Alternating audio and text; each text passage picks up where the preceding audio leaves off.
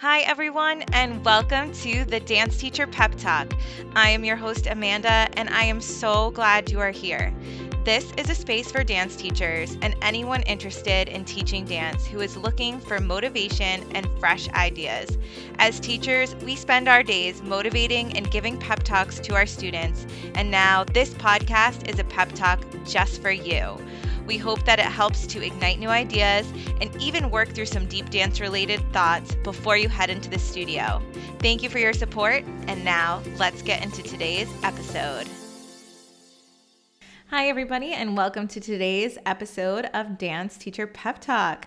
Today's episode is going to be a teaching tip one, and I was honestly going to do this just on the Instagram page as a teaching tip, and I was even thinking about adding it to the lessons I've learned in my 35 years episode. But the more that I started speaking on this idea and this teaching tip that I have, it really held a lot more weight and time, so I felt like it really deserved its own episode. And so today's episode is going to be all about musical cueing in teaching and musicality in teaching. And I know for many of you, this season may be over, but this is just food for thought as you prepare for what is to come, for new competition pieces, maybe that you're setting, for summer programs you're teaching at, and more. Just because this is a time where the end of the year, we're really kind of reflecting on the teaching that we've done and maybe even thinking about new ways that we can go about things in future years, especially if we're reflecting on the lessons that we've done, what our syllabus is looking like, the things that we were able to achieve in this year, and the things that maybe we are wanting to push more in future seasons.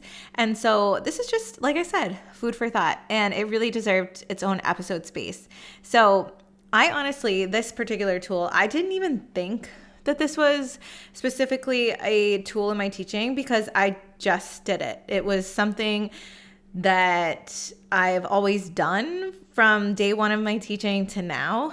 And it wasn't until I was told this when I was being observed. So during my Pilates certification, I was observed a lot as a teacher. And during that, it was mentioned to me of this being a good thing.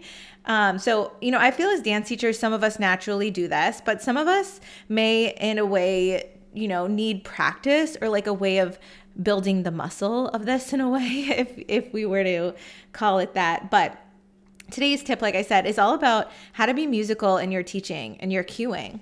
And so the reason why this had been brought up to my attention during my Pilates certification training was they mentioned that I had a great rhythm and musicality to my teaching to keep the clients on pace. And I didn't even think anything of it because, as a classically trained Pilates instructor, we do not train with music. So this was very different for me because, as a dance teacher, I'm used to constantly having music going in the classroom. But it was something that I think I just started naturally doing because since there was no music playing, I felt like I had to give a rhythm to the class. I had to give almost like a melody to the class in a way. And I learned how to instruct in a way that the movement would call for. So whether it was on the reformer or whether it was on the mat, whatever the rhythm of the exercise was, it was really important that I was cueing in the tone of that rhythm. And so, after all of that, it made me really think about how I bring musicality into my cueing in the dance classroom. And this is going to sound maybe a little bit different, and I'm going to definitely explain myself here. So don't turn the episode off just right away until you get into more of the explanation. But for me, the biggest thing that I've noticed is I sing my material. And believe me, I am not like singing. Like I am not singing the song, but I am using pitch, intonation change, timing in the music, things like that. And for some teachers, maybe you enjoy using sounds. And I know there are memes out there that are like about being musical and making up your own sounds while cueing and guiding. And those particular teachers have like their own language and stuff like this. And, I've done this on occasion, like, that turn is whoosh, or that accent is dot dot dee, or whatnot, and I'm sure as dance teachers, you know exactly what I'm talking about. But I could tell that, aside from using sounds, like I was saying, I sing a lot of my teaching, my warm up, everything, guiding through. And but it's not singing. So like, I'm going to try to explain this as the episode goes on, but I could really tell that the way that I was cueing the students was working for a few reasons. Number one, my students were staying on time and they began to match the feeling behind what I was asking. Number two, one time when giving a combination, I did not say the name of the song ahead of time, but a student in the room guessed the song because I was explaining the choreography in the melody of the song. And it absolutely stuck with them in that way. And the third reason I knew this was working is students for timing on stage, aside from counts, started to tell me they replaced lyrics of songs to the way I gave the phrases. Or if it was an instrumental song, they used the way that I was giving the phrases as the words to the song as they thought of it. So like the way I instructed choreography, instead of hearing "Here Comes the Sun," they heard "Tom Lié, Reach, Reach." And again, I'm not like belting those songs in any way, but the more that I do this, I notice such a change in the students because they already have this sense of the melody already built into the movement that they're doing, so that when I hit play on the music, they have already sort of been predisposed to it because of the way that I was vocally sharing the phrasing. And, the more that I think about this, because music has been a huge part of my whole life, not just in dance, but just in general, like my family growing up was very musical, and I have had a great introduction to music my whole life, or a great environment for music my whole life. And so a lot of the time I use this analogy that for art, for all the art that we do, the music can be our paintbrush. And the dancers are forming the painting, or they are the paint.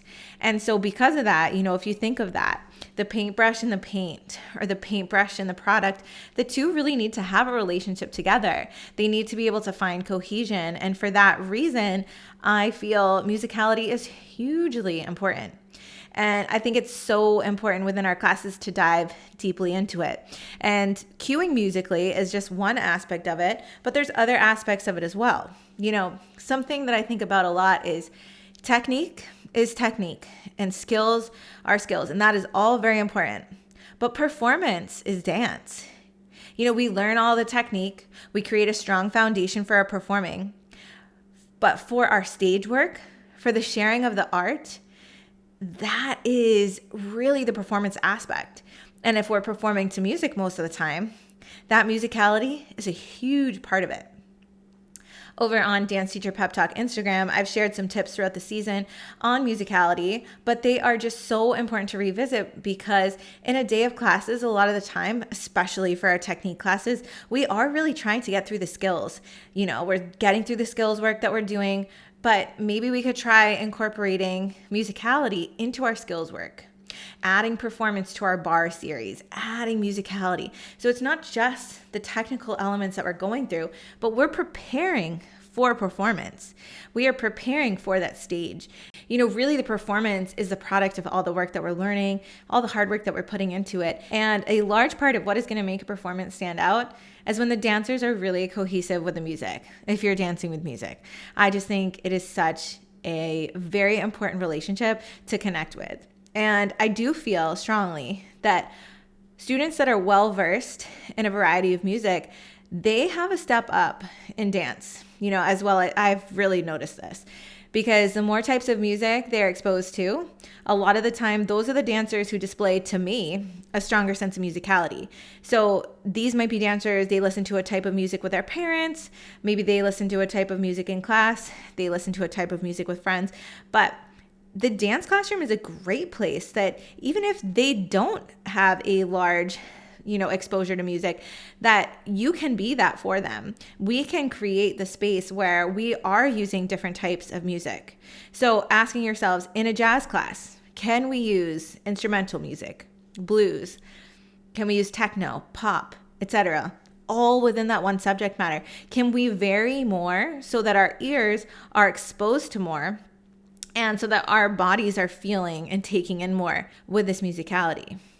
I really do feel so strongly that just by listening to a variety of music, we can build musicality just by that, versus we don't always have to sit down and teach a lesson solely to musicality. Of course, that's amazing if you have the time and space to do that, but that's not always reality. And so there are small things that we can do in our classes indirectly that will help to build on that musicality.